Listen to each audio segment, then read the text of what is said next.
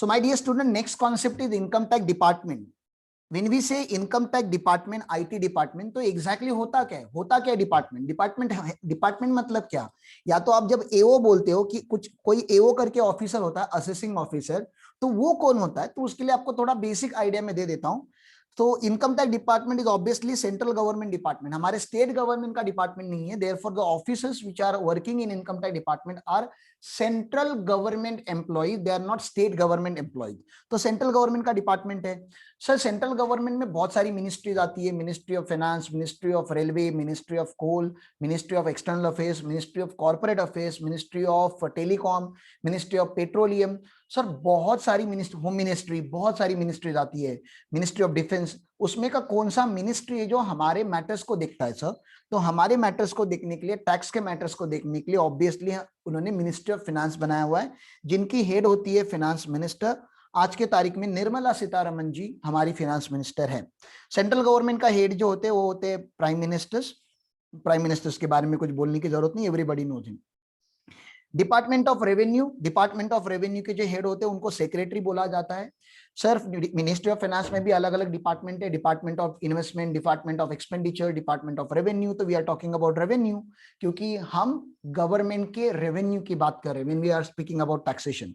Department of revenue में भी दो बोर्ड है, सीबीडीटी और CBIC. Obviously CBIC is for indirect taxes, CBDT is the board of direct taxes. CBDT में कौन होता है? तो सीबीडीटी में कुछ लोग होते हैं, इंडिविजुअल्स होते हैं, obviously highly experience and highly qualified लोग होते हैं। उसमें चेयरमैन होता है, सेक्रेटरी होता है, मेंबर्स ऑफ सीबीडीटी होते हैं। इन्होंने 35 ईयर्स काम किया होता है डिपार्टमेंट के लिए, फिर उनको वहां पे प्रमोशन मिलता है। तो very senior people are there in CBDT. तो सीबीडीटी एक बोर्ड है, हमारा बोर्ड, ठीक है ना, जहां पे कुछ लोग हैं जो मिलके डिपार्टमेंट को रन करते हैं। ओके, एडमिनिस्ट्रेटिव बॉडी हम उनको बोलते हैं। अब इसमें दो टाइप के विंग होते हैं, assessment wing and investigation wing. Investigation wing के बारे में आपको नॉलेज फाइनल लेवल पे आना चाहिए, फाइनल लेवल पे। अभी इंटरमीडिएट लेवल पे आपको इसका नॉलेज का जरूरत नहीं है, लेकिन अगर आपने सर्च एंड सीजर के बारे में थोड़ा बहुत भी सोचा सुना होगा कि डिपार्टमेंट के पास पावर है आपके प्रीमाइसेस को रेड करने का। रेड बोलते हैं ना, इनकम टैक्स की रेड आली, इनकम टैक्स का रेड आ गया।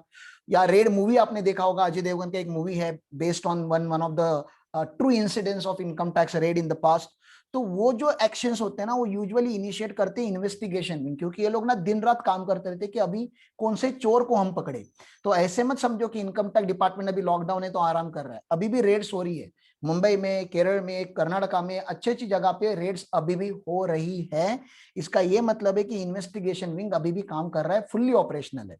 हाँ चलो ये जाने दो, असेसमेंट विंग की बात करते हैं। असेसमेंट का मतलब होता है कि डिपार्टमेंट, जब आप इनकम टैक्स रिटर्न फाइल करते हो, आप लोग क्या फाइल करते हो? ROI, return of income. उसका क्रॉस वेरिफिकेशन जो करता है या उसकी असेसमेंट जो चेक करता है, उसको असेसमेंट विंग बोलते हैं। सर इसमें कौन कौन होते हैं? तो इसमें सबसे सीनियर लेवल पे होता है principal chief commissioner of income tax. Actually इनका नाम होना चाहिए था principal chief commissioner of income tax, CCIT the officer. लेकिन CCIT में जो सीनियर होते हैं, CCIT में भी अलग अलग ऑफिसर्स होंगे ना, तो CCIT में का एक बंदा सीनियर ऑफिसर है, तो उसको हम बोल देते हैं principal chief commissioner. Government level पे ना ईगो का बहुत प्रॉब्लम होता है कि मैं सीनियर तू जूनियर, ऐसा प्रॉब्लम बहुत होता है। तो उन्होंने वो प्रॉब्लम को हैंडल करने के लिए और एक लेयर क्रिएट करने के लिए उन्होंने क्या बना दिया?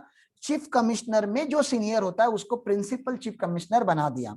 ठीक है, आगे चलता हूं। वैसे ही ये दादाजी लेवल के लोग होते हैं, समझो दादाजी, ग्रैंडफादर लेवल के लोग होते हैं, बुढ़े लोग होते हैं, सीनियर होते हैं। दादा काम नहीं करते, उनको खाली साइनिंग पावर होता है। जो एक्चुअली काम करता है दिन रात, जो मेहनत करता है, जो सबसे ज्यादा रिस्पॉन्सिबल पोस्ट होता है मेरे अजम्पशन में, वो है कमिश्नर ऑफ इनकम टैक्स, जिसको CIT बोलते हैं। वैसे ही CIT में भी कंपटीशन होगा कि मैं सीनियर तू जूनियर, तो उसमें का जो सीनियर होता है उसको प्रिंसिपल CIT बोला जाता है। तो कमिश्नर ऑफ इनकम टैक्स और principal commissioner of income tax, ऐसे यहाँ पे अभी तक मैंने आपको खाली दो ही पोस्ट बताई है, दो ही पोस्ट मैंने आपको अभी तक बताई हुई है। या तो आपको ये याद रखना पड़ेगा, सबसे ऊपर होता है CCIT,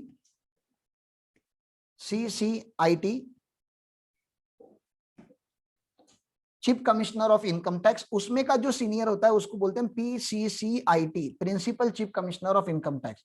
उनके नीचे जो अपॉइंट होते हैं वो होते हैं principal commissioner of income tax. उसके नीचे जो अपॉइंट होते हैं वो होते हैं CIT, commissioner of income tax. ये मेन लोग होते हैं, ये पप्पा लोग होते हैं समझो डिपार्टमेंट के, ठीक है ना। इनके हाथ में सारी पावर्स होती है, इनके हाथ में बहुत सारी पावर्स होती है, फुल्ली ऑपरेशनल्स होते हैं, यूपीएससी एमपीएससी के टॉप ऑफिसर्स होते हैं ये, ठीक है।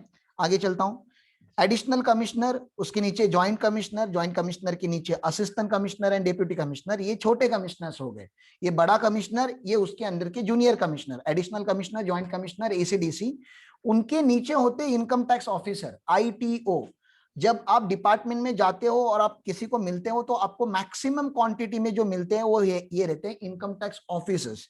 उसके नीचे इंस्पेक्टर होता है, उसके नीचे टैक्स रिकवरी ऑफिसर होता है, वो अपने काम का नहीं है इतना अभी आज की तारीख में। आप मुझे खाली बता दो, यहाँ पे आपने पूरा लिस्ट दिख लिया, लेकिन आपको अभी तक कहीं पे भी एओ नहीं दिखा। तो सर एओ कहाँ पे है, एओ कहाँ पे है? तो मैं आपको बता दूं दोस्तों, एओ जो होता है ना, इन लोगों को एओ बोला जाता है, ठीक है ना। इन लोगों को एओ बोला जाता है, joint commissioner, assistant commissioner, deputy commissioners. कुछ तो ना, इसको बंद करना पड़ेगा।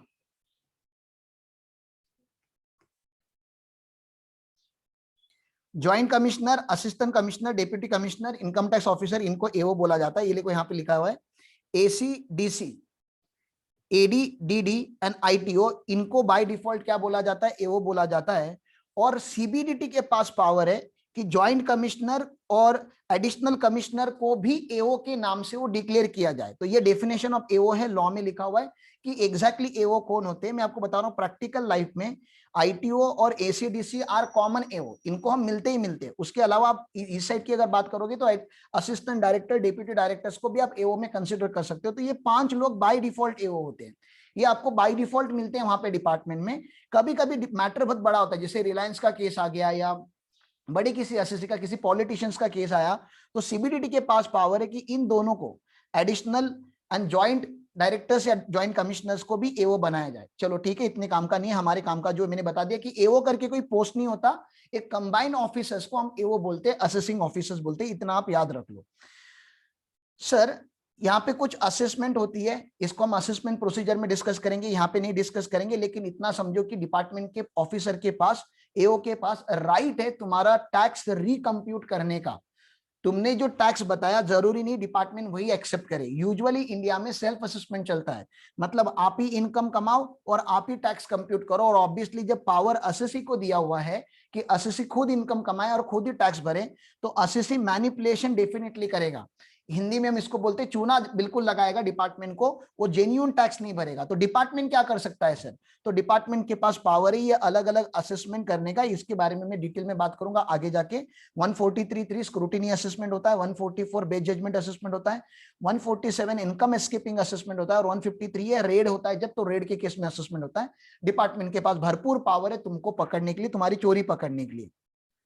सर डिपार्टमेंट ने मेरी चोरी पकड़ी है, अननेसेसरी डिपार्टमेंट मुझे हैरास कर रहा है सर, अननेसेसरी मुझे नोटिस भेज रहा है, तो क्या असेसी के पास कोई पावर नहीं होनी चाहिए क्या? हाँ हाँ, असेसी के पास भी एक पावर होती है, उसको हम रार पावर बोलते हैं, रार पावर, ठीक है ना। ये सब प्रैक्टिकल है, इसको रार पावर बोला जाता है।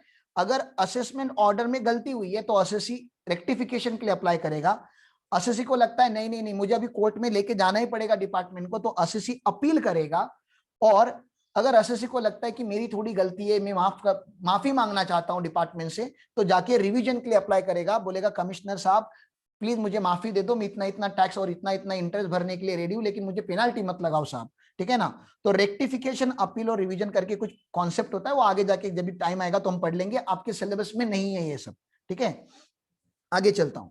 अभी आप लोगों को मुझे ये बताना पड़ेगा, कुछ सेक्शंस के बारे में मैं आपको बताऊंगा। कंप्यूटेशन ऑफ टैक्स या कंप्यूटेशन ऑफ टोटल इनकम कैसे होता है सर? कंप्यूटेशन किसको बोला जाता है? कंप्यूटेशन ऑफ टोटल इनकम निकालने के प्रोसीजर क्या होती है? कंप्यूटेशन ऑफ टोटल इनकम की हम प्रोसीजर पढ़ने वाले हैं।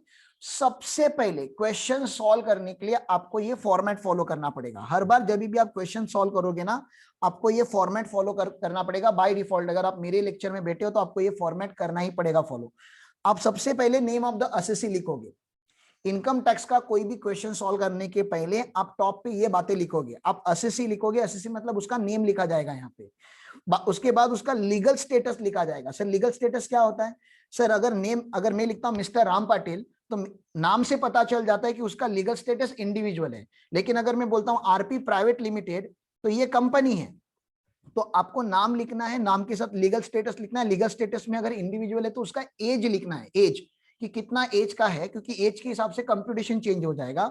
और उसके बाद उसका रेसिडेंशियल स्टेटस भी हमें लिखना पड़ेगा कि वो रेसिडेंट है, ऑर्डिनरी रेसिडेंट है, नॉन ऑर्डिनरी रेसिडेंट है, एनआर है, कुछ ना कुछ उसका रेसिडेंशियल स्टेटस हमें यहाँ पे लिखना पड़ेगा। एवाई मैंने आपको बता दिया, आपका एवाई जो है वो 2122 है, पीवाई 2021 है, और पैन आपका डैश है। तो ये जो 6 आइटम है हमें ना ये बाय डिफॉल्ट हर क्वेश्चन के टॉप पे लिखने पड़ते हैं।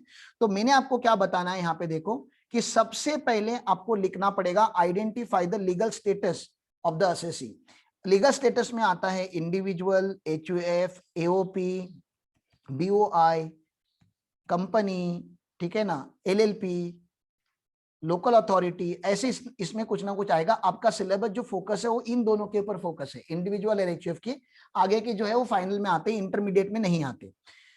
फिर उसके बाद आपको देखना पड़ेगा determination of residential status. Residential status में 2 स्टेटस होते हैं, रेसिडेंट एंड नॉन रेसिडेंट, और रेसिडेंट को फर्दर डिवाइड किया जाता है ordinary resident and non ordinary resident, ये आप लोगों को पता है।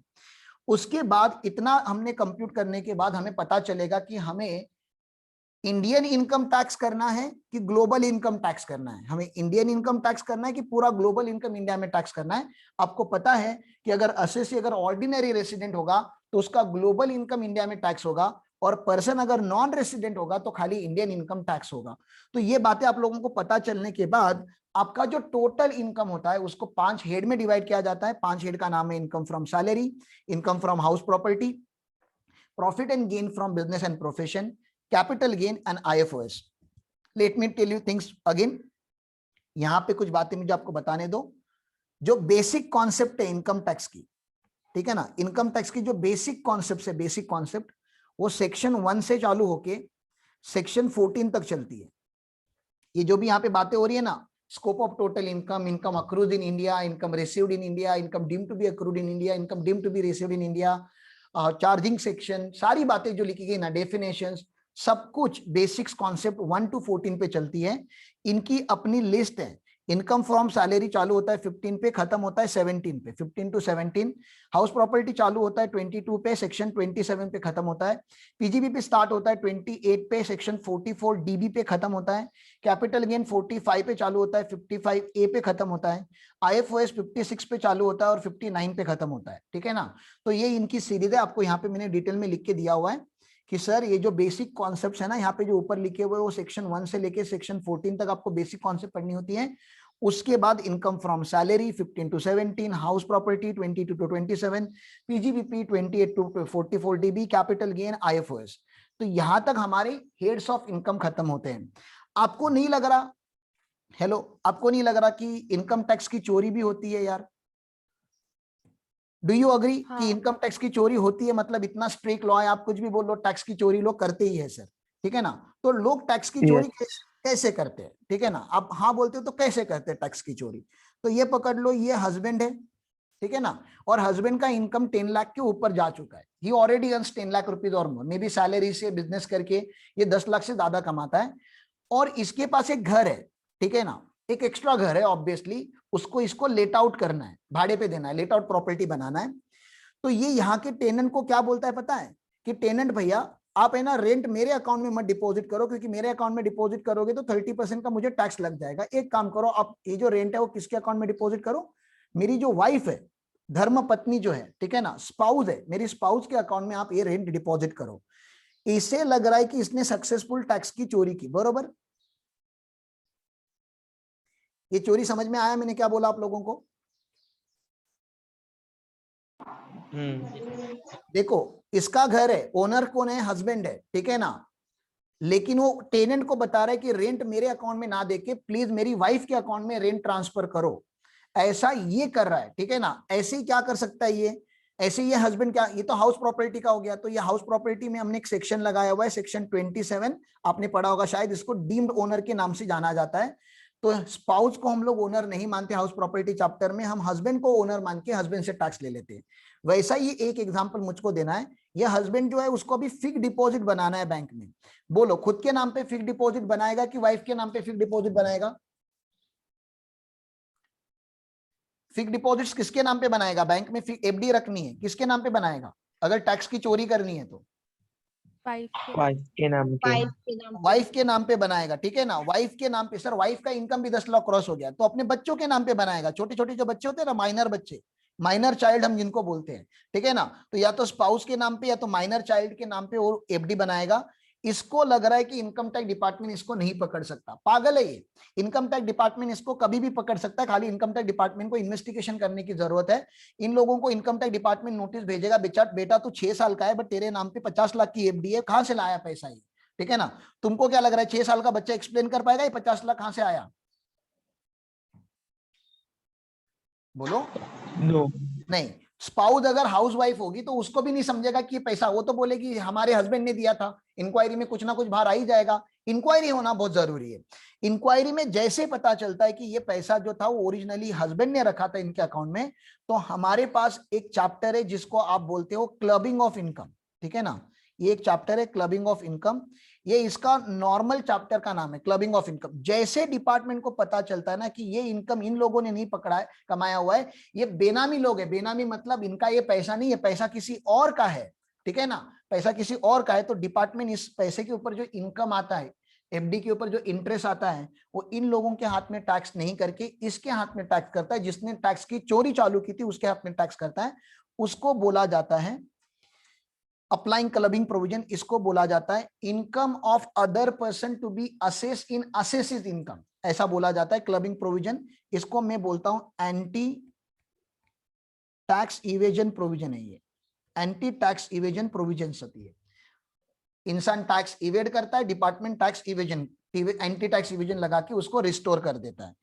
सर यहाँ पे क्या लिखा है? यहाँ पे लिखा है कि हर हेड का एक चार्जिंग सेक्शन होता है, उसके डिडक्शंस होते हैं, एग्जम्पशंस होते हैं, वो हेड्स में जाएंगे तो बात कर लेंगे, ठीक है। मुझे बोलो, आप अगर बिजनेस की बात करते हो, खास करके बिजनेस की बात कर रहा हूं मैं क्योंकि बिजनेस के बारे में हमको बहुत ज्यादा बातें करनी है।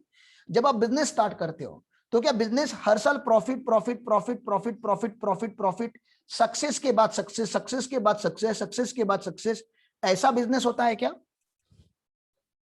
नहीं यार, ये ऐसा नहीं होता। I hope you understand. उतना तो आपने कॉमर्स पढ़ा हुआ है, उतना आप लोग प्रोफेशनल कोर्स के बारे में समझ चुके हो। और आज के तारीख में जो कोविड-19 का सिचुएशन चालू है उसमें तो आपने देखा ही है डेफिनेटली कि सर बिजनेस हमेशा प्रोग्रेसिव नहीं होता, बिजनेस कांस्टेंट भी नहीं होता। ऐसे नहीं कि आपने बिजनेस चालू किया हर साल आप 10 लाख रुपए ही कमा रहे हो, बिजनेस कांस्टेंट भी नहीं रहता। सर बिजनेस मतलब खाली loss and loss and loss and loss and loss भी नहीं होता। ऐसा नहीं कि बिजनेस चालू किया तो आपको लॉस होते ही जाएगा, होते ही जाएगा, होते ही जाएगा, होते ही जाएगा। अरे बिजनेस ऐसा होता ही नहीं, ना बिजनेस कांस्टेंट रहता है, ना बिजनेस हमेशा सक्सेसफुल रहता है, ना बिजनेस हमेशा लॉस मेकिंग रहता है। तो बिजनेस कैसा होता है सर? सर कभी लॉस कभी प्रॉफिट, कभी लॉस कभी प्रॉफिट, कभी प्रॉफिट प्रॉफिट कभी लॉस। सर बिजनेस ना ऐसा अप एंड डाउन चलते रहता है सर। इसी को लाइफ भी बोलते हैं ना, लाइफ में भी ऐसे ही होता है ना, लाइफ में सक्सेस के बाद सक्सेस नहीं मिलता हमेशा। You need to stop, you need to go down, आपको फिर से रीस्टेट करना पड़ता है। जैसे अब मेरा पर्सनल इनकम बता देता हूं आप लोगों को। मेरा पर्सनल इनकम 1920 में जो था ना, असेसमेंट ईयर 1920 में, वो 25 लाख प्लस मेरा इनकम था, क्योंकि I used to travel to Kerala, Bangalore. मैं मुंबई में रहता था लेकिन मुंबई में खाली 2 या 3 ही दिन रहता था, बाकी days I used to travel, I used to work like anything यार। बट पैसे कमाना था, बहुत सारे बच्चों के साथ टचअप था, I used to enjoy my life. Last 2 साल लॉकडाउन ने घर पे बिठा दिया है, ठीक है ना, कुछ नहीं है, एक चेयर में बैठ के कैमरा के सामने बिना आपको देखे पागल के जैसे इस रूम में लेक्चर लेना पड़ता है, ठीक है ना। और अगर ये 6-8 महीने और 1-2 साल अगर चलता रहा ना, तो मुझे लग रहा है कि बहुत सारे फैकल्टीज को ना मेंटल हॉस्पिटल में एडमिट करना पड़ेगा। वो लोग ऐसे ही मतलब रास्ते पे चलते चलते बात करना चालू कर देंगे, क्योंकि उनका मेंटालिटी बहुत खराब हो रहा है। See we are very socialize animal as a faculty, हम लोग बहुत सोशलाइज होते हैं, हमें आजू बाजू में स्टूडेंट लगते हैं, लोग लगते हैं, हमें बोलना अच्छा लगता है, हमें इंटरेक्शन अच्छा लगता है। लेकिन इन 2 सालों में पूरा का पूरा सिस्टम चेंज हो गया है और रेवेन्यू तो सब्सटैंशियली कम हो चुका है, सब्सटैंशियली रेवेन्यू कम हो चुका है। और स्टूडेंट्स के लाइफ में तो इतने प्रॉब्लम, ये तो फैकल्टीज के प्रॉब्लम है, स्टूडेंट्स आप लोगों के लाइफ में तो इतने सारे प्रॉब्लम आ गए, क्योंकि घर पे आपके पास डिसिप्लिन नहीं होता, ठीक है ना, आप डिसिप्लिन नहीं होते हो। अभी भी मुझे नहीं पता कितने लोग टेबल चेयर पे नोटबुक हाथ में लेके डेडिकेटली लेक्चर सुन रहे, कुछ लोग तो सोफे पे सो के आराम से एक पांव ऊपर करके ऐसा मोबाइल रख के भी लेक्चर सुन रहे होंगे।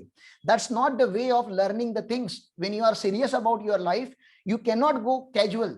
तो आप अगर खुद अपनी लाइफ को सीरियसली ले लोगे ना, तो आपके लाइफ में सक्सेस आएगा जरूर। थोड़ा स्लो हो गया लॉकडाउन में सक्सेस रेशियो, लेकिन सक्सेस आएगा जरूर।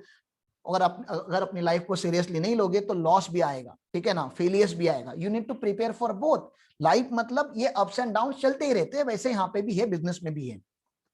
बिजनेस चालू होते ही समझो किसी को 20 लाख का लॉस हो गया, तो क्या गवर्नमेंट लॉस के ऊपर टैक्स लेता है? आपका 20 लाख का लॉस हुआ है, क्या गवर्नमेंट 20 लाख के ऊपर टैक्स लेगा? नहीं, सेट ऑफ करेंगे सर हाँ, सेट ऑफ देगा। वेरी गुड, आपने बहुत अच्छा वर्ड बोला। क्या इसको इग्नोर करेगा? मेरा ये दूसरा सवाल था। क्या गवर्नमेंट बोलेगा इग्नोर करो यार, लॉस है, इग्नोर मारो?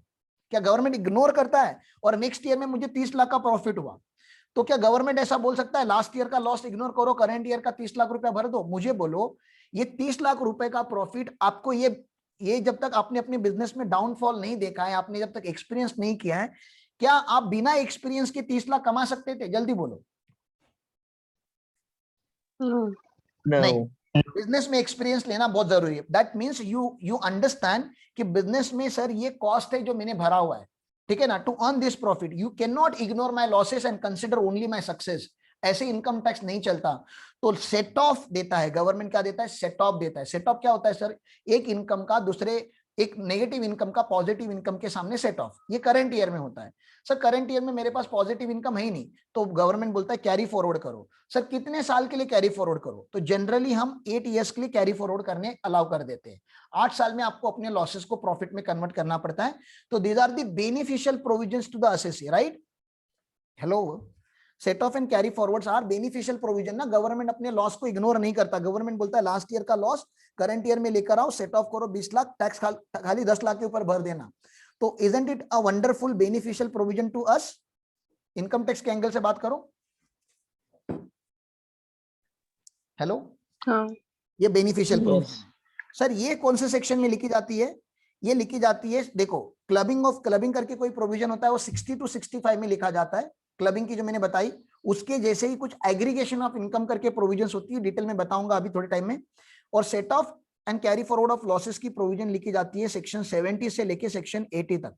70 to 80 बहुत ही अच्छा सीरीज है। 70 to 80 जो लिखा जाता है, वो लिखा जाता है set off and carry forward के बारे में। तो सेक्शन 80 तक का लॉ मैंने आपको बता दिया मोटा मोटी कि होता क्या है। यहां तक के सेक्शन अगर आप अप्लाई कर देते हो, मतलब सेक्शन 1 से लेके सेक्शन 80 तक के सेक्शन अगर आप अप्लाई कर देते हो, उसके बाद जो आपके पास टोटल आता है, उस टोटल को हम बोलते हैं GTI, ग्रॉस टोटल इनकम। इस टोटल को बोला जाता है ग्रॉस टोटल इनकम, GTI। ये सारे के सारे अभी तक के इफेक्ट देने के बाद, 5 head, clubbing of income, aggregation of income, set off and carry forward, इनके इफेक्ट देने के बाद आपके पास जो इनकम बच जाता है उसको GTI बोला जाता है, ग्रॉस टोटल इनकम। मुझे बताओ, ग्रॉस टोटल इनकम आने के बाद फटाक से सारा एक्सपेंडिचर कर देंगे क्या हम? जल्दी बोलो, जितना पैसा कमाया उतना खर्चा कर देंगे क्या? नहीं नहीं नहीं नहीं नहीं नहीं, हमें सारा एक्सपेंडिचर नहीं करना होता। हमें कुछ ना कुछ सेविंग्स भी करना पड़ता है। हमें क्या करना पड़ता है? कुछ ना कुछ सेविंग्स करना पड़ता है। सेविंग्स करने के लिए गवर्नमेंट एनकरेज करेगा कि डिस्करेज करेगा? एनकरेज करेगा। सर कैसे एनकरेज करते हैं गवर्नमेंट सेविंग्स करने के लिए? कैसे एनकरेज करता है? तो गवर्नमेंट बोलता है देखो भैया, अगर आपके घर में लोग हैं और भगवान ना करे कि आपको कुछ हो जाए और आप मर जाओ, तो आपकी फैमिली का क्या होगा? उसके लिए गवर्नमेंट बोलता है कि आप लाइफ इंश्योरेंस पॉलिसी लेके रखो, ठीक है ना। अगर आप लोगों के पास लाइफ इंश्योरेंस पॉलिसी होगा, कल अगर मर जाओगे, घर वालों को 50 लाख से 1 करोड़ रुपया मिलेगा, तो उनको इंसान, जो उनके घर में जो अर्निंग पर्सन था, वो जाने का गम तो होगा, लेकिन financially they will be secured. कम से कम 50 लाख और 1 करोड़ के साथ उनके जो आने वाले 2-3 साल है, जितना टाइम लगता है उनको रेडी होने के लिए, उतना टाइम वो रेडी करेंगे। तो गवर्नमेंट बोलता है लाइफ इंश्योरेंस पॉलिसी ले लो, ठीक है। अगर आप लाइफ इंश्योरेंस पॉलिसी ले लोगे तो गवर्नमेंट आपको डिडक्शन दे देता है ATC में, क्योंकि आपने इन्वेस्टमेंट किया हुआ है। आप इन्वेस्टमेंट करोगे, गवर्नमेंट को बहुत अच्छा लगता है। गवर्नमेंट बोलता है कि आपने पैसे कमाए, आप इसका FD बनाओ, फिक्स डिपॉजिट में रखो, आप PPF में पैसा रखो, ठीक है ना। आप खुद के लिए घर खरीदो। गवर्नमेंट बोलता है बेटा इन्वेस्ट करते जाओ, इन्वेस्ट करते जाओ, इन्वेस्ट करते जाओ, अपने बच्चों को अच्छा एजुकेशन दो। And I feel proud about your parents कि आप लोग भी एक रूरल एरिया से बिलोंग करते हो and still you are pursuing professional courses. I am grateful to that particular thought, क्योंकि मैंने 2018 में ये थॉट अपने माइंड में लिया था कि I will teach to rural India. ठीक है ना। मैंने अपने मुंबई का बेस पूरा का पूरा शिफ्ट कर दिया है कोल्हापुर में, और कोल्हापुर से भी 90 किलोमीटर आगे आप लोगों ने शायद अंबोली घाट अगर सुना होगा, अंबोली सुना है आप लोगों ने? हाँ हाँ हाँ हाँ तो मैं अंबोली हाँ। से 10-12 किलोमीटर आगे पीछे हूं, यहाँ पे समझो ऐसा, ठीक है ना। तो मैंने रूरल एरिया में, अभी मैं वहीं पे हूँ, I have shifted my base to rural area, क्योंकि मुझे गांव खेड़े के लोगों को पढ़ाना है, मुझे यहाँ के लोगों को प्रोफेशनल बनाना है, सीए में क्या होता है वो बताना है। इधर के लोगों को खाली मेडिकल और इंजीनियरिंग ही पता है, जो हार्डली 1% भी नहीं, लेस देन 1% पॉपुलेशन यहाँ का परस्यू कर सकता है। 99% पॉपुलेशन जो है ना, वो लोग यूजलेस बन जाते हैं मुंबई में जाके, या तो वेटर का काम करते हैं, या तो क्या किधर तो ऑफिस में सिक्योरिटी गार्ड का काम करते हैं, हाउसकीपिंग में काम करते हैं, but they are not pursuing a higher professional career. And this is our responsibility, आपकी मेरी हम लोगों की ज्वाइंट रिस्पॉन्सिबिलिटी बनती है कि हमें रूरल एजुकेशन को ट्रांसफॉर्म करने की जरूरत आ चुकी है। तो I have given up everything and I have shifted my base to the rural India, और यहां से मैं पूरा का पूरा अभी शो रन कर रहा हूं last 2 years। Unfortunately we were hit by the lockdown, lockdown के पहले हम लोग यहाँ पे आ गए थे, but still we have continued, we have survived. आज हम लोग फर्स्ट स्टैंडर्ड से लेके सीए फाइनल तक के क्लासेस रन करते हैं, and we are having a residential programme, जहां पे बच्चे हमारे पास आके रेसिडेंशियल, जो आपको पता है ना आर्टिकलशिप करना पड़ता है, I hope you know this, आपको सीए में करने के टाइम पे आर्टिकलशिप करना पड़ता है। तो मेरे जो आर्टिकल है ना, वो हमारे साथ ही रहते हैं, इट्स अ गुरुकुलम, ठीक है ना। हमने गुरुकुल चालू किया है, जहाँ पे आपको पहले पुराने लॉ में, एंशिएंट लॉ में आपको पता होगा कि गुरु होता है और उसके शिष्य उन्हीं के पास रहते हैं, उधर ही खाना खाते हैं, उधर ही सब कुछ अपनी लाइफ की रिस्पॉन्सिबिलिटीज को, कपड़े कैसे धोने का, बर्तन कैसे धोने का, घर का साफ सफाई कैसे करने का, मेडिटेशन, योगा, जिम, जो भी करना होता है ना, सारा का सारा हम ही उनसे करवाते हैं। तो फुल डे का शेड्यूल होता है। वो किसी को टीचर बनना है तो टीचर बनने की ट्रेनिंग, किसी को सीए बनना है, प्रैक्टिसिंग करना है तो प्रैक्टिस का ट्रेनिंग, आर्टिकलशिप, एजुकेशन, सब यहाँ पे पढ़ाया जाता है, ठीक है। तो मैंने ये सब चालू किया हुआ है, ये सब इसलिए किया क्योंकि मैं जेन्युइनली चाहता हूँ अपनी रूरल इंडिया को ट्रांसफॉर्म करने के लिए, and I am glad that you are also forming part of rural India, और आप लोग ये प्रोफेशनल कोर्सेज परस्यू कर रहे हो। तो I am very happy to be part of your faculty team. और ये आपको सारा चीज समझ में आना चाहिए जो रूरल इंडिया के लोगों को नहीं समझ में आता, इन्वेस्टमेंट। और लास्ट में बता रहा था हायर एजुकेशन, बच्चों को अगर आप हायर एजुकेशन देते हो ना, तो they become the best investment. तो एटीसी में इन सबका डिडक्शन मिलता है। आज के तारीख में आप लोगों का हेल्थ केयर, मेडिक्लेम इंश्योरेंस होना बहुत जरूरी है। कोविड की वजह से अगर किसी को एडमिट करना पड़े से 205 लाख रुपए मिनिमम खर्चा आता है हॉस्पिटलाइजेशन में, तो मेडिक्लेम होना बहुत जरूरी है। सेक्शन 80D उसको इनकरेज करता है कि आप अपनी और अपनी फैमिली का मेडिकल इंश्योरेंस निकालो, अपने पेरेंट्स का इंश्योरेंस निकालो, तो आपको 80D में आपको डिडक्शन दिया जाएगा। वैसे ही अगर आपके पास पैसे नहीं है तो एजुकेशन लोन लेके एजुकेशन परस्यू करो, एजुकेशन का लोन का इंटरेस्ट जो भरोगे उसका 80E में डिडक्शन मिलेगा। अगर असेसी हैंडीकैप है और फिर भी पैसे कमा रहा है तो 80U में डिडक्शन मिलेगा। ऐसे दुनिया भर के सेक्शन है जहां पे गवर्नमेंट सोशल हैबिट्स को डेवलप कराता है, इनकरेज कराता है, सेविंग्स को इंस्पायर करता है। तो सर उन सेक्शंस को बोला जाता है डिडक्शंस अंडर चैप्टर 6A। ये जो चैप्टर है ये इनकम टैक्स एक्ट में का चैप्टर है, chapter 6A income tax act में। चैप्टर्स का नाम कभी भी ऐसे नहीं होता, हमेशा रोमन में लिखा जाता है। तो चैप्टर 6A करके जो चैप्टर है हमारा, उसमें डिडक्शंस फ्रॉम जीटीआई लिखा गया है, जिसकी सीरीज है 80C से लेके 80U तक। बहुत सारे सेक्शन है, 80C, 80CCC, 80CCD, 80CCE, 80D, 80DD, 80DDB, 80EEE, 80EEA, ऐसा बहुत सारे सेक्शंस आप लोगों को वहां पे पढ़ने मिलेंगे चैप्टर 6A में। सर ये चैप्टर 6 से यहाँ से माइनस करने के बाद जो बच जाता है वो क्या होता है? वो होता है टोटल इनकम। इसको टोटल इनकम बोलते हैं जो इंडिया में टैक्सेबल है, और उसको राउंडिंग ऑफ करना पड़ता है in a multiple of 10 rupees. ये टोटल इनकम अगर 298 ऐसा लास्ट में नंबर आया ना कुछ, तो ये 98 नहीं लिखना होता, ये 300 लिखना पड़ता है, हमें राउंडिंग ऑफ करना पड़ता है in a multiple of 10 rupees. In a multiple of 10 rupees, income tax चिल्लर में बात नहीं करता हो तो रुपीज में बात करता है। तो लास्ट के 2 डिजिट जो होते हैं ना, इन मल्टीपल ऑफ 10 रुपीज होना चाहिए, 50, 60, 70, ऐसा उसका राउंडिंग ऑफ चलता है। सर तो फिर हमें जब टैक्स कंप्यूट करना होगा तो कैसे करेंगे? क्योंकि टोटल इनकम में 2 टाइप के इनकम होते हैं, टोटल इनकम में 2 टाइप के इनकम होते हैं, नॉर्मल इनकम और special income. So special income मतलब लॉटरी, कैपिटल गेन, आपने पढ़ा होगा ना थोड़ा बहुत, तो लॉटरी के बारे में पढ़ा होगा, थोड़ा कैपिटल गेन के बारे में पढ़ा होगा। सर ये जो स्पेशल इनकम होते हैं उनके ऊपर कैसे टैक्स होता है? तो जो स्पेशल इनकम होते हैं ना इनकम टैक्स में, उसके tax rate income tax act में ही दिए गए हैं। जैसे लॉटरी का टैक्स रेट 30% है, फिक्स है। लॉन्ग टर्म कैपिटल गेन का टैक्स रेट 20% है, फिक्स है, ये स्लैब रेट में नहीं लगता। तो स्पेशल इनकम को हम लोग स्पेशल रेट्स लगा के टैक्स करते हैं, और जो salary, house property, PGBP, interest income, dividend income, जो नॉर्मल इनकम है, वो नॉर्मल इनकम को नॉर्मल रेट्स ऑफ टैक्स से टैक्स किया जाता है। आज की तारीख में देश में जो बेसिक इनकम जो मेजॉरिटी पॉपुलेशन को एप्लीकेबल है वो है up to 2.5 lakh nil, 2.5 lakh to 5 lakh 5%, 5 lakh to 10 lakh 20%, about 10 lakh 30%। ये आपको देगा total income tax. Special income tax और नॉर्मल इनकम टैक्स का टोटल आपको मिलेगा टोटल इनकम टैक्स।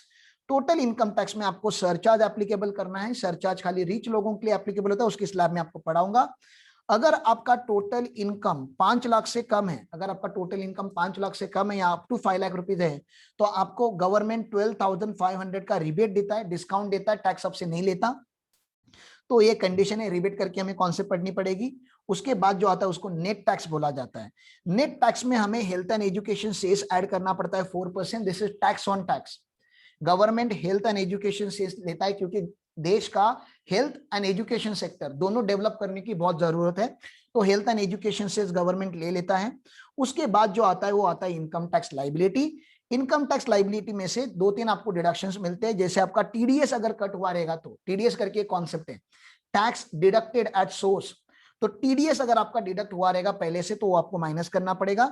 जैसे टीडीएस होता है वैसे टीसीएस होता है, टैक्स कलेक्टेड एट सोर्स। फिर उसके बाद एडवांस टैक्स करके कॉन्सेप्ट होता है। ये तीनों के तीनों टैक्स आप प्रीवियस ईयर में भरते हो। टैक्स का कलेक्शन होने के मोड है ये। गवर्नमेंट टीडीएस के फॉर्म में कलेक्शन करता है, टीसीएस के फॉर्म में कलेक्शन करता है, एडवांस टैक्स के फॉर्म में कलेक्शन करता है। ये टैक्सेस आपने प्रीवियस ईयर में ही भर दिए हैं, इनका आपको डिडक्शन मिलता है। और इनका डिडक्शन मिलने के बाद जो नेट इनकम आता है उसको आपको नेट टैक्स अमाउंट जो आता है उसको सेल्फ असेसमेंट टैक्स करके सेक्शन 140A में भरना होता है।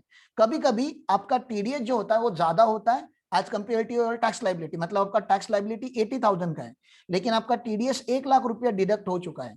तो सर एक्स्ट्रा 20,000 जो गवर्नमेंट के पास गया उसका क्या करेगा गवर्नमेंट? उसका आपको गवर्नमेंट रिफंड दे देता है। रिफंड, गवर्नमेंट पैसे रिफंड देता है। जो भी ये लास्ट अमाउंट आएगा, ये last amount should be rounded off in a multiple of ₹10। तो राउंडिंग ऑफ इनकम टैक्स में 2 जगह पे होता है। एक तो टोटल इनकम जब आता है तब राउंडिंग ऑफ होता है, और जब टैक्स लाइबिलिटी निकलती है तो राउंडिंग ऑफ होता है।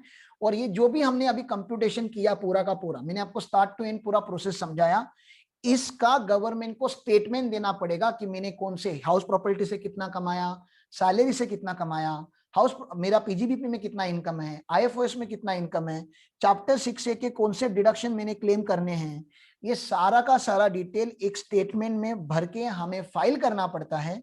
उसको बोलते हैं फाइलिंग ऑफ ITR, जो इनकम टैक्स के पोर्टल पे किया जाता है। अभी आपने रिसेंटली सुना होगा नया इनकम टैक्स का पोर्टल आया हुआ है, उस पोर्टल पे हमें रिटर्न भरना पड़ता है। पोर्टल भी आपको दिखा देता हूं, www.incometax.gov.in, ये नया पोर्टल है हमारा। पहले इनकम टैक्स इंडिया e-filing.gov.in था, बड़ा पोर्टल था।